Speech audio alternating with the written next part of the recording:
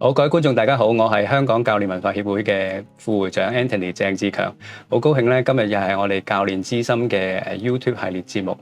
咁我哋好希望咧，即係教練之心呢個網上嘅節目咧，係可以幫助即係大家多啲認識教練學啦。咁同埋咧係令到教練學係可以即係融入家中咁樣嘅。咁今日咧，我哋好高興請到係一位即係非常專業，亦都係好豐富實務經驗嘅教練 Miranda。咁佢有個自然名叫做紅日。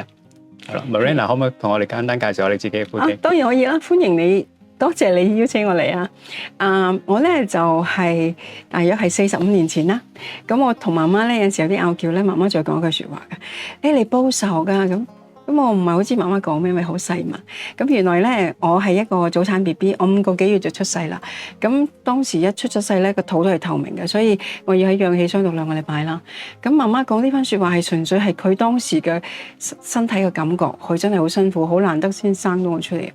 咁但係細個作為一個細路仔咧，其實就唔知咩嚟嘅，就會覺得係係咪我唔夠好咧咁。35年前咧，我就喺大學裏邊咧有同學邀請我去當時嘅大亞洲禁閉式難民營裏面做翻譯。咁因為我都唔係好知越戰係乜嘢啦，咁就去幫手翻譯咧，就俾啲澳洲律師知道佢哋個經歷啦，同埋點樣幫佢哋手能夠 screen in 作為一個難民嘅。喺嗰個經驗裏邊咧，我就見到原來咧佢哋冇乜機會受教育，佢哋可能明白你同佢講嘅 A、B、C， 但係佢哋冇辦法好邏輯咁諗，原來一共要同個官講咗 A 先，跟住 B， 跟住 C， 跟住 D。咁我就好深感受到，原來教育對一個人嘅影響係好深遠嘅。咁而當時亦都種咗種子咧，就係原來我第日就會想幫呢類人去，即係真係好好地咁點樣喺教育裏邊得着嘅。咁30年前啦，我好彩大學畢業之後咧，就入咗間大機構裏邊做嘢，而佢哋公司亦都好着重對社區嘅貢獻嘅，所以當時佢哋就有機構嚟我哋公司邀請我哋啲同事咧加入成為一個預防自殺熱線嘅義工嘅。咁我又好彩被選擇咗啦。咁我入咗呢個機構幫手咧，就係做義工啦、組長啦，同埋訓練啲新嘅學員。咁咧就已經做咗10年當時嚇。咁我覺得喺呢幾個經驗裏邊俾我睇到咧，就係我發現到咧，其實咧可能我哋好細個都會有啲創傷，而我哋冇為意嘅。而喺我哋同人溝通嘅時候咧，嗰個同理心去明白對方，能夠諒解對方、陪伴對方係好緊要嘅。因為喺預防自殺熱線裏邊，我哋叫呢個做 befriending 益友服務嚇。咁係冇分高低嘅，我哋係平衡嘅。咁然後咧喺呢個難民營裏邊，我發覺其實每個人佢嘅才華天賦都唔同，佢哋學習方法都唔同，每個人都可以揾到自己適合佢嘅咧，佢就可以能夠振翅高飛啦。咁所以咧，自此之後咧，我就真係好想幫呢幾類人啦，就係首先喺我哋成長嘅創傷可以走翻出嚟啦。咁我哋可以用同理心去關懷身邊嘅人，然後咧，如果啲人喺學習上或者未揾到佢哋嘅天賦才華嘅時候咧，我哋能夠陪伴佢，等佢成為真正嘅自己，活出佢自己。咁所以我就做咗20幾年呢個 coaching 就係咁樣啦。咁多謝阿 Miranda 你好仔細嘅分享啦。就2次嘅義務工作經驗，咁係幫難民營嘅難民啦，或者律師去做一啲即係傳譯或者係翻譯嘅工作，等佢哋能夠了解佢哋嘅權益。咁亦都係即係喺預防自殺熱線裏面度做義工，咁有即係好深刻嘅體會同埋反省咁樣。咁會唔會可以同我哋分享下，即係其實喺助人工作裏面咧，有可能社會工作啦、輔導啦、心理治療啦等等。咁即係當然亦都包括係即係教練嘅範疇嘅。咁點解你會喺即係幾個範疇裏面係揀咗即係教練係做你嘅專業工作咧？係，你講得非常好啊！我係從來冇諗過咧，我係順水推舟去做唔同嘅義工服務嘅時候，對我個人成長貢獻咁大，影響咁大嘅。因為呢啲全部係冇計劃定係，通常我哋諗都係讀書啊，或者我哋做個專業去令到我哋成長噶嘛，或者所謂嘅成功。原來其實做義務工作咧，對我哋嘅成長係影響好大嘅。咁我點解會做 coaching 咧？係因為喺預防自殺熱線裏邊去強調嘅就係益友服務，你陪伴對方、認同對方、支持對方、接納對方一齊行。咁我覺得 coaching 呢個理念咧，同呢個非常吻合嘅。我哋係唔會特登俾一啲好硬性嘅忠告啊、意見啊俾個 coach， 而係咧問個 coach 你想要做啲乜嘢啊？你想達成啲咩目標啊？你嘅人生想點樣過啊？然後根據佢意思咧，就會慢慢陪伴佢行佢要行嘅路，然後達成佢嘅夢想。咁呢個咧同我哋嘅自殺熱線嗰個理念咧核心好相似嘅，亦都係我好感受到人係需要呢個基本嘅尊重同埋同理，先可以達成佢哋嘅夢想嘅。我諗你頭先提到嘅係即係對人嘅基本尊重同埋同理非常非常之重要，好難得啦咁樣。咁即係都係一啲改變生命嘅一啲經歷。雖然即係之前2次都係一啲義務嘅工作經驗，咁你大約參與咗即係相關嘅頭先所講嘅2個義務工作係有幾耐時間？喺預防自殺熱線裏邊，我做咗10年。咁嗰個翻譯咧就喺大亞洲難民營，就係我 weekend 禮拜6會同2位律師一齊入去嘅難民營啦。我諗持續做咗大約半年度啦。其實嗰個工作量好大嘅，每日好早6、7點就坐船入去，我哋5點前要出翻嚟，咁就係成日8小時就喺裏邊翻譯。咁我記得有一幕好深刻印象嘅，因為佢哋咧喺禁閉式難民營嘛，佢哋冇任何活動，只係每日可能得半個鐘頭可以打下波啊。